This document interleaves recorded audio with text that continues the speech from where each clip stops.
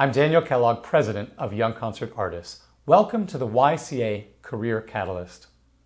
Today we talk with Andrew Owsley about how to build an effective social media and internet presence. Andrew is the owner of Unison Media, a boutique and highly sought-after PR company in classical music. Andrew is also the curator and founder of Death of Classical, an innovative concert series in New York City. Enjoy the conversation. Andrew, let's begin by defining what is publicity and why is it important for a musician? Ultimately, I think of publicity as storytelling. It's refining your own story and what differentiates you, and then telling it in such a way that you get other people excited about it, believing in it, and ultimately telling your story for you. And with earned media, it's about leveraging the reach that they have with their platform, whether it be a newspaper, a blog, radio show, etc., and trying to get them to tell your story to their following. That's sort of at the purest level of publicity. And while it may seem like a really obvious answer, why is publicity important in the cycle of sort of concerts, a musician's life? It's important because it builds momentum around your career and the perception of momentum and the belief in your story and in your brand, what you represent to people. And it validates it, it spreads it, so that the end goal being you want as many people as possible to think the same thing about you, because that is how you then have a real impact with your message and with your sort of public presence. So why is social media important for freelance musicians? Social media is important because it allows you to build a community around yourself, around your music, your story, and it allows you to have this unique blend of branding, marketing, publicity, all rolled into one, and you have this combination of a feedback loop with your community as well as an echo chamber where you can share content, share storytelling, and get feedback on it from them. So it's this utterly unique blend of all of these other aspects of promotion. So when it works well, what does social media do for an artist? It creates an army of supporters, of evangelists. It gives you a platform that you control the reach of, and it allows you to tell your story in a ever more impactful way, and to harness the power of that storytelling for the benefit of your career. I know that there are so many musicians engaging in social media right now, and some love it, they thrive with it, they do it very well, and some absolutely can't stand it. They find it very distasteful. What do you have to say to people that really resist it, resent it, or maybe just even refuse to engage with it? By and large, unfortunately, you have to do social media. You have to engage with it. There are outliers, but it is leaving behind a tool in your toolbox that helps you to further your career. So it's not, I recommend that everybody engage with it. I think the biggest problem comes that many artists, particularly developing artists, have no idea how to do it, and they get no real guidance often in how to do it.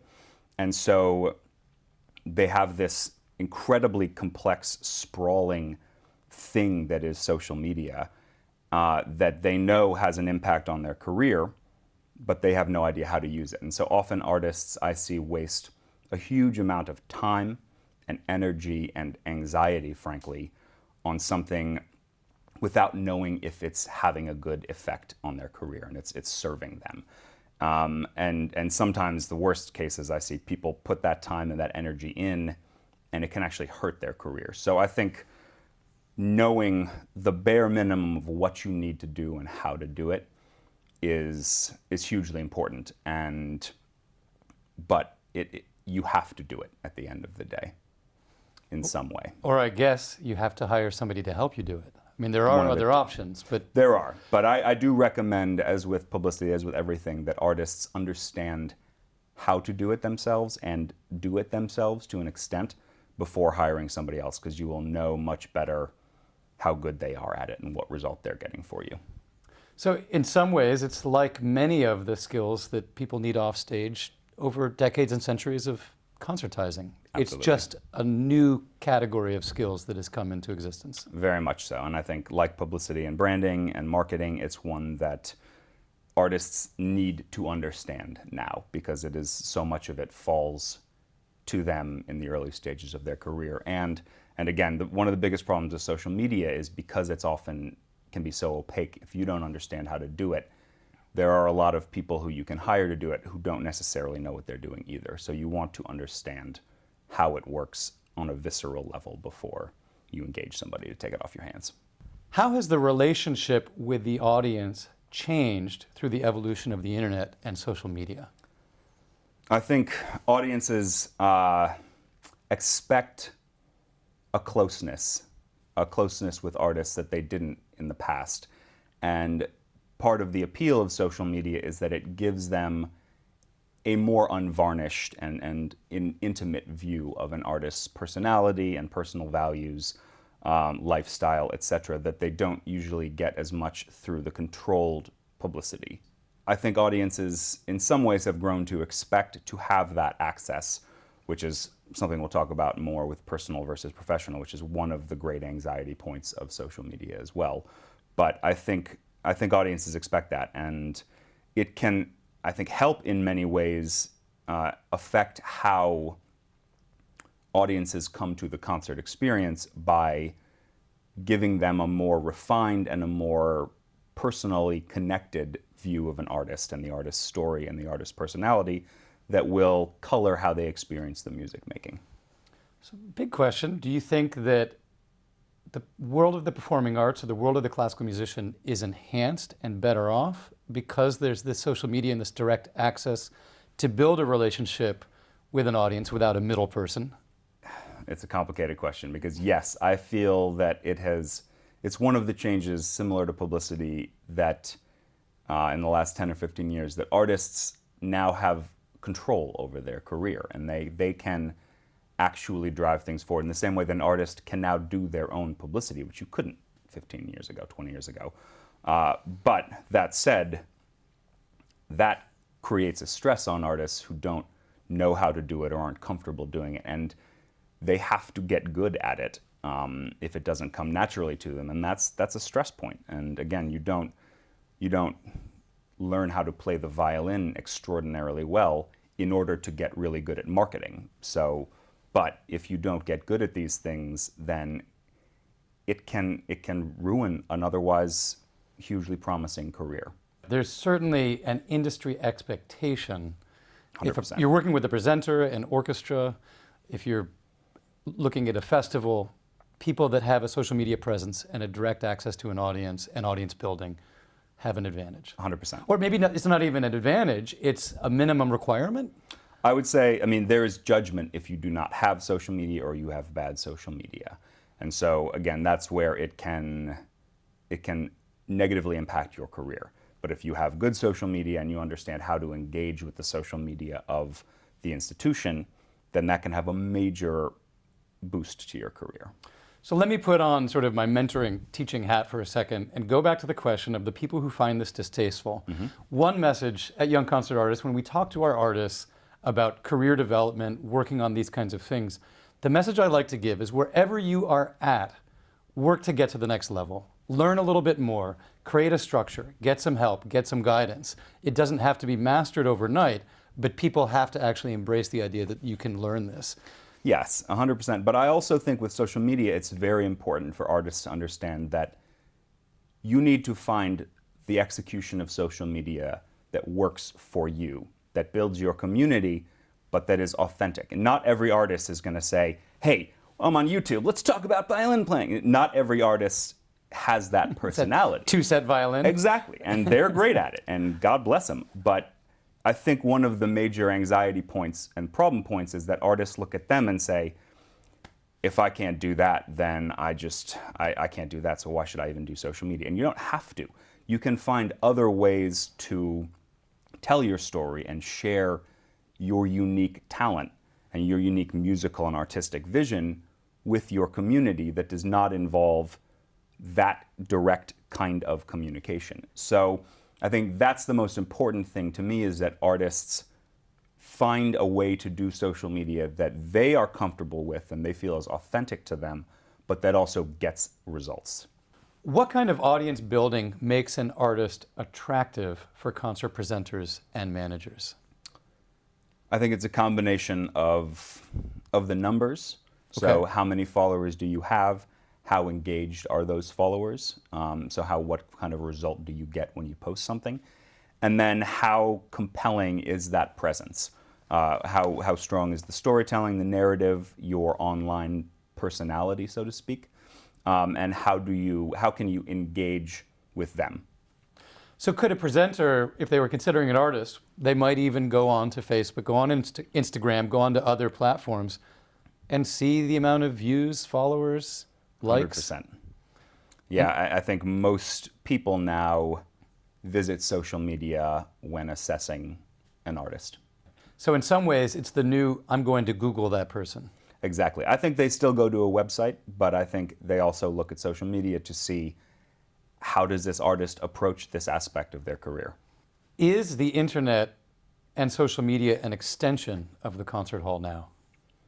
In some ways it is, especially in the time of COVID, where performances have shifted online. But I do think there is still ultimately a difference, that publicity and social media and marketing and branding, they affect how somebody perceives you, and they can color what they take away from your musical experience, the musical experience of hearing you. But at the end of the day, a career will rise or fall on the music, the performance. And so while all of these are ancillary and important in their own right, you can be the best social media executioner in the world and have an extraordinary presence online, an amazing story, but if your performances leave people flat, then there is going to be a ceiling. Sure. But the flip side is, if you are a compelling artist with great art to share, and you can compellingly share that in advance of the concert, you potentially have an audience that is hungry to hear that performance, that new piece, before they even walk into the concert hall. Very much, and it builds anticipation, it builds connection to you, support for you, sort of moral support for you. All publicity and social media, when done right, enhance the concert experience for everybody there. And an artist, when it's done right, the artist should feel that too. It's part of that sort of communion of performance. So again, it's why I think it's incredibly important that artists not neglect them and learn how to do them, but again, learn how to do them in a way that is authentic and realistic. You can't spend 90% of your time on social media, because you also have to play your instrument. Sure. Make your music. Do you have any idea, if you went into a concert in a major city, maybe let's not take New York, but something like Chicago, Philadelphia, San Francisco, what percentage of the audience do you think may have engaged with the artist, looked at something online of the artist in advance, either a website, a YouTube video, or some other social media platform? I'd say a pretty high percentage. It depends also on which concert hall and which concert series. Which presenting organization, which orchestra. An older demo is going to be less engaged on digital content. They'll believe what the presenting organization tells them, right? And they'll come out of habit with subscription and so on. But with the younger generation, or a sort of newer generation where the decision is made about each concert, part of that decision making is going to come down to what convinces them and what aspects of an artist's presence convinces them. And that's often an amazing video, or seeing something about them online, or reading an article, or having a friend share an article. So all of those things combine to make people say, I want to be in that room. Every presenter, every orchestra is painfully aware that to cultivate a new audience, to reach newer audiences, we're going to have to reach out through different avenues, and social media and the internet is a prime part of that. So even when they don't always have the numbers to support how important it is, there's a belief that this is important.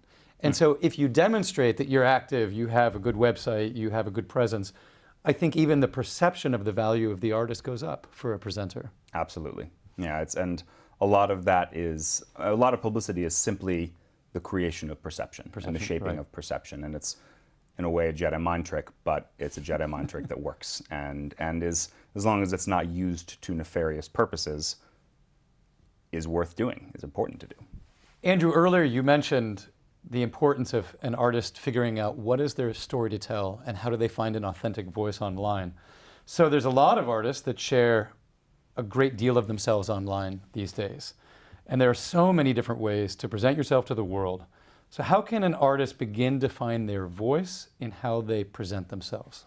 Yeah, I think you have to start with social media with the idea of your story and your voice. And so you have to understand what are you trying to tell about yourself? What are the story points? And this sort of goes into branding and publicity as well, but it's very important for every artist to have an understanding of 5, 6 points that differentiate them, that are their most compelling differentiators in both musical, extra musical, and everything in between.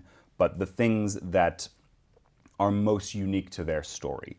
And I think understanding those and the higher level impression that they want to make on people is very important to understand before you start to think about social media, because that will refine the kinds of content and the way that you talk about that content. So thinking about that, I think, is just an important first step. And then in terms of the voice, to me, it is important to have the voice be authentic. You should sound online the way that you sound in life. And you should use the words you use, the phrases you use, the energy that you have. Trying to adapt a different voice, like we were saying with Toussaint, it's going to come across as false ultimately, and it's going to be exhausting because you're going to have to be somebody else half the time. So I think, that said, it's important to solicit feedback in that regard and ask your friends, your colleagues, people who you trust who are invested in your career. From time to time, just check in and say, hey, just want to get your temperature. Like, how does my social media sound? Like, how do you hear me in these posts? And that kind of occasional gut check is very valuable. And it's something that I think artists don't do enough because that getting a little bit of feedback can go a long way. Going back to like the points that one would identify as defining a story to tell, what are some examples of the kinds of things that you've seen? I mean, there are so many, and it's really, it ranges from artist to artist. But for instance, do you only perform in your programs, have your programs be extremely sort of thought out with a narrative through line and a relation to present social justice issues?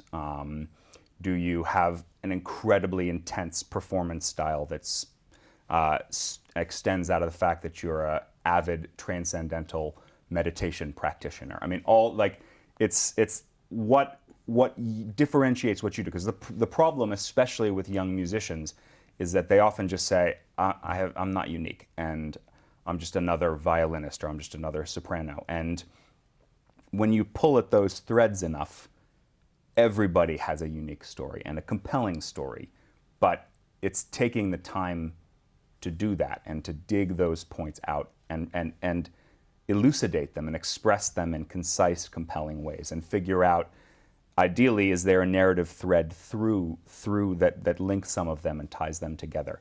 So that, again, to me, is, before you look at publicity, at social media, even at your marketing assets, understanding those story points is the most important thing an artist can do at the start of their career. So authenticity has come up a couple of times, and you also talked about how if you're trying to mimic somebody, you're trying to do something that's inauthentic, it will be exhausting. I think that's probably a great starting point. Yeah. Does it, in the gut, feel natural? Is it the kind of content you're interested to continue to produce? Absolutely. I think, and what I tell artists always is, take 2 hours and probably a glass of wine or scotch and just go down the rabbit hole of your colleagues' social media, the people who are, the people who are on your level and at your level of sort of experience and career growth, the people you look up to, people who you don't look up to and don't think do a good job, and look through their feeds, look through their content, and see out and go down the rabbit hole of who they follow, who they engage with. The goal being to build an internal barometer of what good content and bad content is to you, and also what resonates with you. Because what resonates with you is going to resonate with your community. Because that's the nature of artistry, is internalizing what moves you and using it to move other people and expressing it to other people. So social media is a similar tuning fork, just with a different apparatus. And so understanding what you think is good and bad content, and learning how to parse the numbers and say, well, that's an interesting piece of content, but didn't perform well for them. All of that will tune you to look at social media not simply as a distraction or an entertainment source, but as an extension of your professional career and a tool that you use for your career. And then when you're scrolling through your feed, you'll see something and say, oh, that not only but also, oh my gosh, that's a whole strain of content that I could totally do in my way, and I should totally do that. And so thinking about it in that practical way, that's a matter of training yourself to do that. So finding your voice, getting started, looking for authenticity, a great way to engage with it is just to be a consumer. Find the stuff you like. A consumer with the purpose of being an executor, a doer of it. Okay. Because the second that you become an artist and try to become a public figure, social media is no longer, your social media that is public facing is no longer purely for your own entertainment. It is to facilitate the success of your career. And so to that end, that's where that personal versus professional divide becomes so important. Because even if you just love sharing cat videos all the time, if all you do is share cat videos, no presenter on earth has said, well, he's terrible at the piano, but boy, does he have great cat videos. So let's get him on stage. So you have to understand that you cannot use social media purely as a source of entertainment. And so understanding what entertains you and what is compelling, but also what of that you can use to support and drive your career growth is important. How do you know what is worth sharing and what makes for a compelling story or a compelling presence? Well, so to me, if it starts with story and voice, and then the next stage of social media is content and execution, what you post and how you post it. It's incredibly important to understand the evaluation and the optimization of that posting. And looking at the metrics, the analytics, the data is something that every artist must do. And for Instagram, you have to have a business account or an artist account to get access to that. Facebook, Twitter have incredibly powerful analytics. But really the things that matter for an artist, because there's a million things you can look at, that's a bit overwhelming. But what really matters to an artist is your follower growth, what drives people to come to you and just to decide to stay with you, and then the engagement. What percentage of your following engages with you, and in what way? Do they like something? Do they share it? Do they comment on it? And different types of content will cause different engagements, but understanding what your average engagement rate is hugely important, and are posts meeting that or surpassing it or falling below it? Those two things alone are the most important metrics you can learn as an artist. Things like your demographic, where they are, when they're online, when they're on social platforms. Those are important pieces of info, and they can help you post at the best times, etc. Although it's certainly not gospel what they say, but I think just as a general indicator. But understanding those metrics is hugely important. So when you're scrolling through both your feed and other people's feeds, you want to look at how many followers they have, but more important ultimately than that number is how many followers are actually engaging with their content. So when deciding the kinds of things to share, the kind of content to create, following the feedback is a key way of not only discovering what maybe is authentic or worth sharing, but also what your audience really wants to see and hear. Absolutely, because you're trying to build a community, and a community that responds to you. And so part of the work of social media is, for an artist, is adapting to what they actually respond to.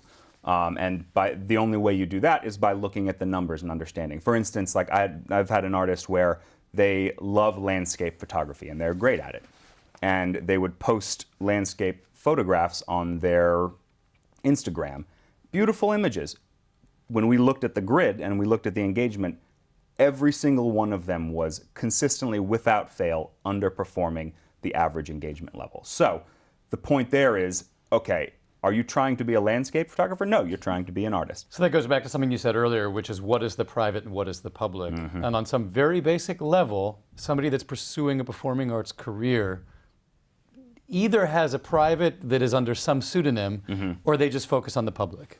Yeah, and this is probably one of the most important things for artists as they approach social media is it has to be somewhere in between the public and the private self.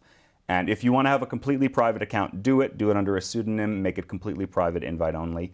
But know that you are going to split your following, because especially in a place like Instagram, you're going to have some people who are going to only follow your personal and some people only your professional. So you are dividing the power of your impact, or doubling your work if you do it on both platforms.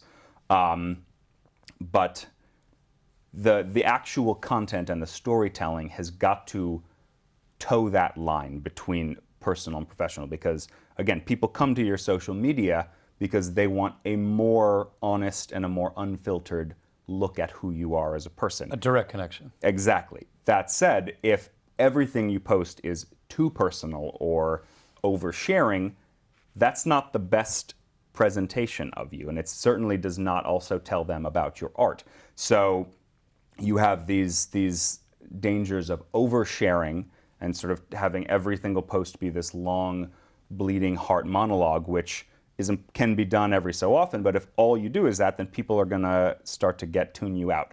And also it distracts people from the music making, which is ultimately, again, what you want to promote via your social media. But if everything you do is only professional, and here's the performances I've got, here's this press hit I've got, here's all this stuff, people are not going to feel a connection to you, and they're going to feel like they're just getting a data dump of information of your career, or just getting the polished publicity. So getting into some real nuts and bolts, what are the platforms that you think are most relevant for musicians right now? Well, they're all different. So to break them down, Facebook obviously is the biggest one. It has the largest community overall globally, 3 billion people or something. It also is one of the most mature platforms. It has the lowest growth in general. It's the hardest to gain followers. It has, on the whole, lower engagement than many of the other platforms, just because of how they have tweaked their algorithm. But it has the richest spread of content that you can share, in the sense that you can share photos, videos, live streams in a variety of different ways, text, etc. So links to articles and so on. So it's one that, and it has on the whole, an older demographic, which for our world, for the world of classical music, is important, because our world has an older demo, and a lot of the people who make decisions in our world are on Facebook. And so a lot of artists are like, do I have to be on Facebook? And I say, yes, you have to be on Facebook. And you have to at least understand the bare minimum of what to do there, and particularly how to engage with institutions on Facebook. Because Facebook is where you can get the followers who are at those institutions and the decision makers at those institutions, and then you have a direct line of communication to them for the rest of your career. So it's important to be on Facebook. Got it. But to realize that it's not a growth platform. Instagram, much higher engagement on the whole, in aggregate, and much easier to gain fans because people are still coming to Instagram. It's slowing down significantly. It's achieving maturity, but it's still the case. It's a much more visual platform, much more limited in terms of what you can post and how you can post it. And so you have to figure out how to represent yourself visually. So if you're somebody who likes to dive into the scores, and that's one of your story points, is that you just pour into different editions of scores and you just have this massive library. You need to take photos of those scores. You need to take photos of yourself holding those scores, etc., and figure out how to represent those things visually. Do a video of yourself talking through a score, marking it up, or a million other things. But Instagram requires that visual component to be compelling. Then Twitter, terrible, obviously, terrible platform.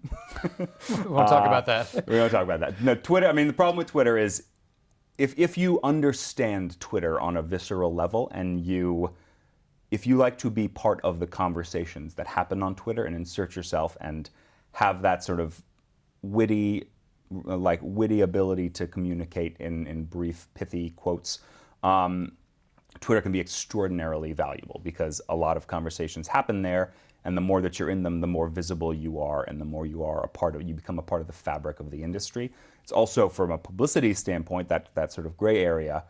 Journalists love Twitter. They're all on Twitter, and they have big debates on Twitter that if you can join in on, they'll flag your name, they'll flag your opinion, and they'll be more likely to cover you or to be interested in your music when they hear your name a second time. So Twitter is valuable there. Otherwise, for anything else, and if you don't just dig into that world, which most people don't, then be on Twitter, but do the bare minimum there, and only announce big things and important comments. Obviously, you're highly limited in how much you can post and how you can post it on Twitter. YouTube, you should have a YouTube account to share any video content that you own, but unless you are actively creating a dedicated strategy to video content, then you're not going to become a YouTuber. Right. And so it's not, and you don't need to worry about the number of subscribers and so on. It's really just a repository for your video content. Okay. And then platforms like TikTok, Snapchat, etc., like very early stage platforms, try them. If they strike a chord with you and you feel, I get this, I love making this kind of content, go for it. And early adopters often have the biggest followings and can even become a media story if you are that violist, that viola mom on TikTok. And so you can often transfer that into traditional publicity hits. That said, if you don't enjoy them, don't invest tons of time in them because they might go away, they might change, but also they might not get mass adoption. So wait until they reach maturity before you really start to invest a strategy in them. What are some basics of creating content and sharing it on social media? So I think, again, that first step is to just look at other people's content and build an internal barometer. Then it comes down to the thought of what content can I create and consistently, and am I comfortable creating consistently? And then learning the best practices of posting and thinking in terms of, for events that you have, whether it be an album release, a performance, a tour, thinking in terms of pre, during, and post. So what content can I create before? What content can I create while it's happening? And what can I roll out afterwards to say that it happened? With the idea being to maximize the impact of everything you do. And so, for instance, for pre-content, if, say, part of your storytelling is that you like to go on very long walks around the countryside before you perform anywhere. And so you can take a photo of yourself on a long walk on some beautiful vista and say, preparing for this concert. You can share a link to the tickets or the announcement or a press feature and say, very excited to talk about this with the Denver Post. You can share video of yourself rehearsing if you're comfortable doing that. And again, it can be iPhone video. It should be not shaky and blurry and terrible audio. Learn how to use your iPhone, which you will. But you can post that. And any of those types of content. The more that you learn what other people share, the more that you will add to your toolbox of, I'm comfortable doing this, I'm not comfortable doing that. But you want to have a repository of types of content that you can share beforehand. During, do you like to do a backstage selfie, your warm-up routine, your intermission with a colleague of yours, backstage, having a coffee, post-show having a drink or something, or taking bows if somebody can take photos of your bows. Things that put you in the moment. For the people who are not there sharing it with you, they are there vicariously with you. And then afterwards, the success? Is there a great review quote that you can pull out? Are there beautiful professional photos, video content you can share, etc.? So thinking in terms of what can you do consistently, and are you comfortable creating that tells the story of what you do professionally. And then how to post it, learning how tagging works, learning how like hashtags work. There's a lot of people who think if they post something on Instagram and they just stick, okay, send that to my Facebook page too, they're done, not realizing that the @tags don't translate to Facebook most of the time. So you have to post content natively on different platforms or edit the posts. So learning the best practices of technical posting as well. How to do your stories on Instagram, on Facebook as well. How to cross-post a video if you are sharing it and you have other stakeholders or colleagues who can share it to their accounts. Cross-posting will massively increase the spread of it versus having everybody upload the video individually or one post and everybody shares. So those are technical best practices that it's important to understand at a base level how to do them, but they also change all the time as platforms grow and adapt. So you're never going to be at the absolute cutting, bleeding edge of it, most people, but I think it's really just understanding how to share a link, like how to share in the best way. And so for instance, posting a link to Facebook, make sure it previews well. If it doesn't preview well, then you've got to share something else with the link in the copy description, like a photo of yourself or something, and learning how to design graphics using something like Canva that's free and easy to use. So I think those tools and those best practices, just understanding those, and again, a lot of that comes of looking at your colleagues' content and saying, something looks weird with that post, I shouldn't do that when I'm going. You just mentioned a lot of topics that people could dig into and learn more about. In a very basic way, there are how-to videos on YouTube covering everything. Everything. They're updated all the time. Learning is a gift that's available on the internet 24 hours a day. 100%. And yeah, taking an hour or two and just watching a few tutorials on the best ways to post different content to Instagram and to Facebook, that is a worthy investment in an important wing of your career. And once you do it, you'll post confidently, and so it erases some of that anxiety. It is really hard to get noticed. How can an artist begin to build a presence? There are 4 ways that artists can grow their following. The first is putting good content out there consistently and just getting organic growth. People share and other people find out about it. People hear about you. People come to your concerts or your publicity, read your publicity or hear your publicity and want to come check you out. That's just the organic, sort of most baseline way to do it. The second is leveraging other people's or other institutions' followings. And that, I think, is the most important proactive way, where, again, if everywhere you perform, asking if they want you to do an Instagram takeover. If you do that, their followers will follow you if you put out compelling content on their Instagram. If you get exposure to their social media following, you're going to leech some off of them. If you have colleagues, friends who have big followings or different followings, do a collaboration with them, do a video or do an interview or to talk with them or something like that. How can you get them to share content with you that will bring some of their following to you and some of your following to them? It's, all rising tide floats all boats. But that idea of taking other accounts and getting access to them that then brings their followers to you. That's the most powerful way to get more organic growth, but proactively. But again, if you don't have good content, it all comes down to content, because if you don't have good content, they'll come follow you and be like, this is boring, and they'll sign off. Then there's paid acquisition, and this can be dicey if you don't, again, watch a bunch of videos and learn how to do it and how to target, because there's a lot of artists who put a lot of money into growing their following, but they get people who ultimately click on them, but then are like, I'm not interested in this guy. And that's where you have 50,000 followers and 1 like per post.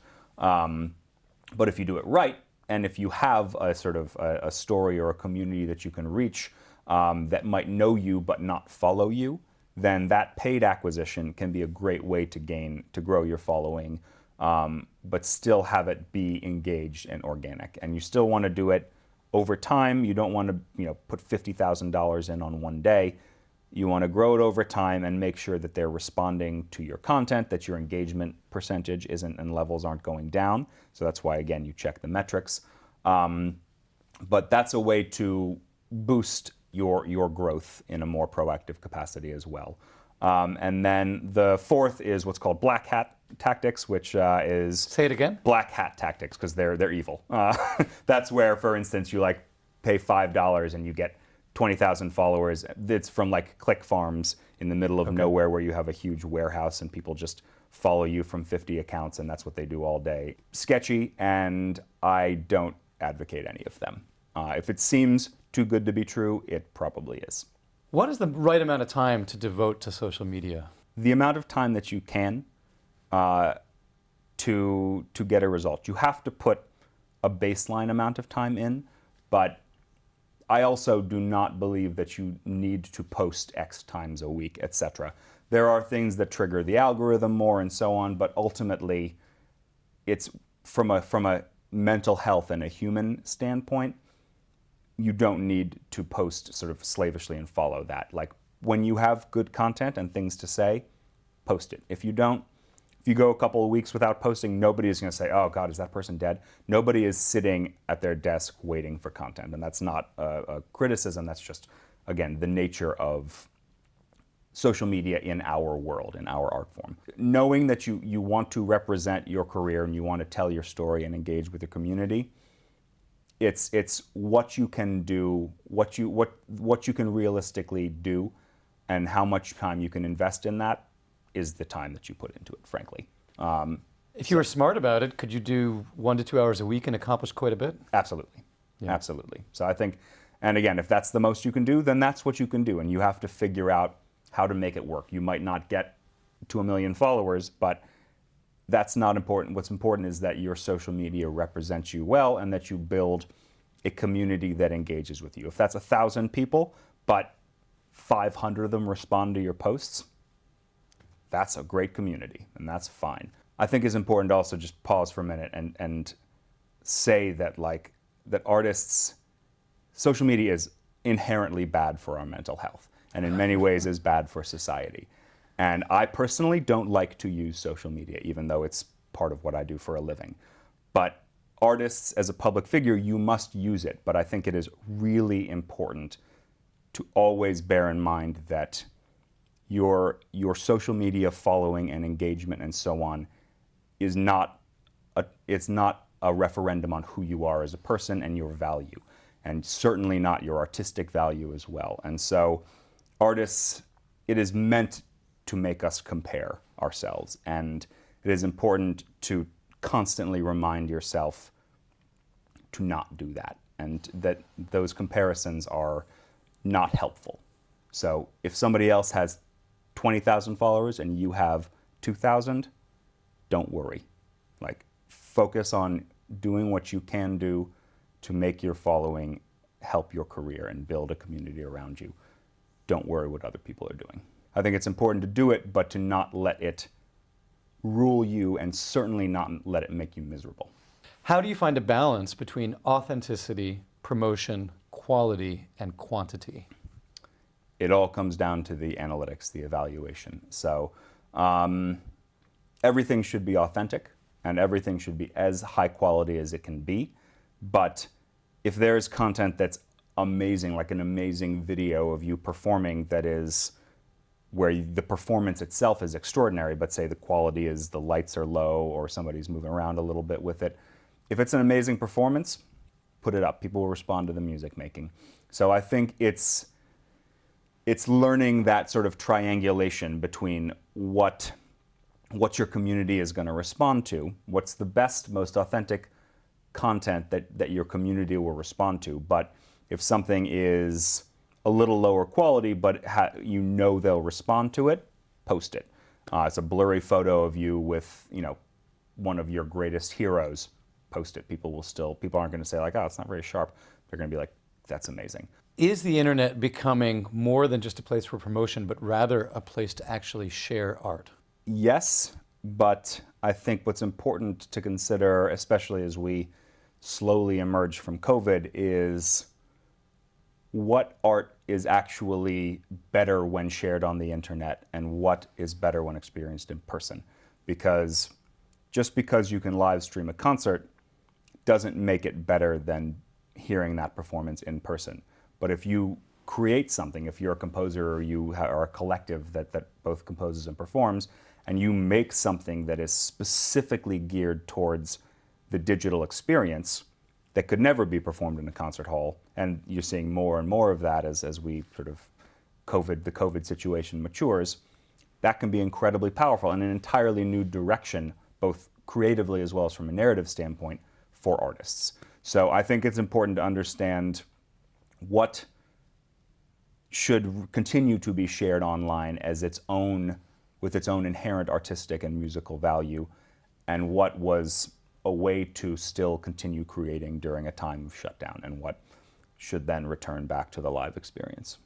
What advice do you have for artists creating performance content to share online? I think it's a balance. That's where the balance between quality comes in, because if something is going to live on the internet forever, you want it to be as high quality as possible. And because people might find it 10 years later and be like, oh, that's not a very good performance, I'm not going to book that guy. But if something is simply going to reach a lot of people but then vanish, then be taken down, it can be slightly less quality, higher quality, because really it's about the reach, as long as it's, as long as the performance is still good. Whenever you are creating content on the internet, you want to think about, does it tell my story well? Does it represent me well? And what am I getting out of it? Who is this going to? How is it being distributed? How many people are going to actually see it? And is it worth my time and worth my energy, especially if it's unpaid, which so many of these are? How important is a website? I love a lot of artists say, do I need a website? Because I'm on Facebook and Instagram. And yes, you absolutely need a website. A website is the only place where you completely control your digital presence. Every aspect of it, from the videos that you choose, the order that they're in, the quotes that are used about you, how they're placed, how they're prioritized, the written assets of your bio and how it's cut and how it's put out, the photos, everything is completely controlled by you. So do you need to spend a gajillion dollars on a fancy website? No. At this point, people want to come to your website to get something, by and large. And so it's important to have a website that's fast, that's responsive, and that provides that serves the different needs of the different people who will come to it. So if a fan wants to come and look at videos and photos, that needs to be clear. And if they want to then find your social media, that needs to be easy for them to get to. If a presenter wants high-resolution photos and a contact for your management, they need to be able to get those things within 2 clicks. If a publicist or if a media wants to see where you've been interviewed and see what kind of interviews you give, then that needs to be clear as well, and see what news you've had recently. So you need to have those basic pieces of content: a homepage, about with your bio, news if you can maintain it and update it a couple times a year, your schedule, ideally your past performances as well, photos, videos, if you have recordings, your recordings, press, features and acclaim, and contact. Any quick thoughts on design? It should look good. If you're going to build your own site, use Squarespace. Don't use any of the other ones. Wix, Weebly, they're terrible. Squarespace is highly limited, but it's also highly difficult to break. And on the whole, it looks good. So do it, but again, do it and get people's opinions of it, because I see a lot of terrible websites out there. Or again, you can hire people, but you don't need to spend thousands and thousands of dollars, particularly as a young artist. There are a lot of people who can build you a beautiful website quickly and cheaply. What are the most essential takeaways for an artist and how they engage in social media? I think first and foremost, an artist has to understand that they have to be on social media and they have to use it in a professional way. but you want to use it in a way that serves your career, but also is sustainable from both a personal and a mental health standpoint. So what can you actually do realistically for the rest of your career? And then in terms of the content, you want to determine what your story is and what your voice is, what you're going to say about yourself and how you're going to say it, so that it is authentic and it sounds like you and it reflects the best, most compelling aspects of your music making as well as your personality and your personal history.